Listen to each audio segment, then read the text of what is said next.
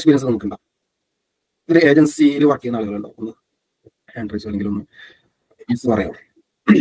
ഏജൻസിയിൽ വർക്ക് ചെയ്യുന്നവർ yes yes yes ഒരുപാട് ആളുകളുണ്ട് ഏജൻസിയിൽ വർക്ക് ചെയ്യുന്നവർ യെസ്. ഈ ഏജൻസിയിൽ വർക്ക് ചെയ്യുമ്പോൾ ഒരു പ്രശ്നം എന്താണ്? പ്രശ്നമല്ല, നമ്മൾ ശ്രദ്ധിക്കേണ്ട ഒരു കാര്യം എന്താണെന്ന് വെച്ച് കഴിഞ്ഞാൽ നമുക്ക് ഒരുപാട് ക്ലയൻസ് ഉണ്ടാവും. ഇൻ ഹൗസിൽ വർക്ക് ചെയ്യുന്നവർ അവർക്ക് വേണ്ടി മാത്രം ചിന്തിച്ചാൽ മതി അല്ലെ? ഇൻ ഹൗസിൽ വർക്ക് ചെയ്യുമ്പോൾ ആ കമ്പനിയുടെ കാര്യങ്ങൾ മാത്രം നോക്കിയാൽ മതി. ഈ ഏജൻസിയിൽ വർക്ക് ചെയ്യുമ്പോൾ നമുക്ക് മൾട്ടിപ്പിൾ ക്ലയൻസിന്റെ കാര്യങ്ങൾ നോക്കേണ്ടി വരും. അപ്പൊ നമുക്ക് ഇതിൽ ഒന്നിനും ഫോക്കസ് ചെയ്യാൻ പറ്റില്ല. എന്താണോ ഇന്നലെ വരെ ചെയ്തുകൊണ്ട് വന്നത് അതെങ്ങനെ ഒരു പെർസെന്റേജ് ഇമ്പ്രൂവ് ആക്കാമെന്ന് മാത്രമേ നമ്മൾ അറിയിക്കുള്ളൂ. ആഡ്സിൽ ഇന്നലെ വന്ന 10 ലീഡ് ആണെങ്കിൽ അത് 11 ആക്കാൻ പറ്റും എന്ന് മാത്രമേ നമ്മൾ ആലോചിക്കുന്നുള്ളൂ. കാരണം നമ്മൾ ആലോചിക്കുന്നില്ല. മനസ്സിലായി? അങ്ങനെ വർക്ക് ചെയ്യുമ്പോൾ ഒരു പ്രശ്നം എന്താണെന്ന് അറിയാം.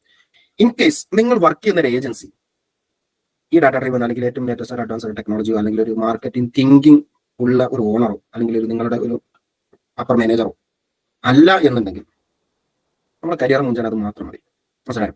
സോ നിങ്ങൾ ആസ് എ മാർക്കറ്റർ, നിങ്ങൾ ഏജൻസിയിലായിക്കോട്ടെ, ഇൻ ഹൗസിലായിക്കോട്ടെ, ഫ്രീലാൻസർ ആയിക്കോട്ടെ, പുതിയത് പഠിക്കാനും പുതിയത് ട്രൈ ചെയ്യാനും കിട്ടിയ അവസരങ്ങൾ മുതലാക്കിയില്ലെങ്കിൽ ഡെഫിനറ്റ്ലി നിങ്ങൾ ഇൻഡസ്ട്രി നോക്കാം. സോ മാർക്കറ്റ് അത്രത്തോളം ഇവോൾവ് ആയിക്കൊണ്ടിരിക്കാം, ടെക്നോളജി അത്രത്തോളം ഇവോൾവ് ആയിക്കൊണ്ടിരിക്കാം, കോമ്പറ്റീഷൻ അതിനേക്കാളും ഫാസ്റ്റ് ആയിട്ട് പോയിക്കൊണ്ടിരിക്കാം.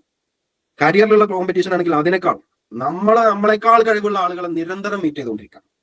നമുക്ക് യുഎയിൽ ദുബായിൽ ഒരു മാർക്കറ്റേഴ്സിന് ഒരു ഗ്രൂപ്പ് ഉണ്ട്, വാട്സ്ആപ്പ് ഗ്രൂപ്പ് ഉണ്ട്. പേര് യുണൈറ്റഡ് ആഡ് എക്സ്പെർട്സ് എന്നാണ്.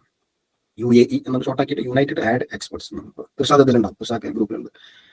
നമ്മൾ ഓരോ ദിവസം നടത്തുന്ന ഡിസ്കഷൻസ്, പുതിയ കാര്യങ്ങൾ, നമ്മളെക്കാൾ കഴിവുള്ള ആളുകളെ നമ്മൾ ഡെയിലി കണ്ടുകൊണ്ടിരിക്കുമ്പോൾ നമുക്ക് മനസ്സിലാകും നമ്മൾ എവിടെയും എത്തിയിട്ടില്ല എന്നുള്ളത്.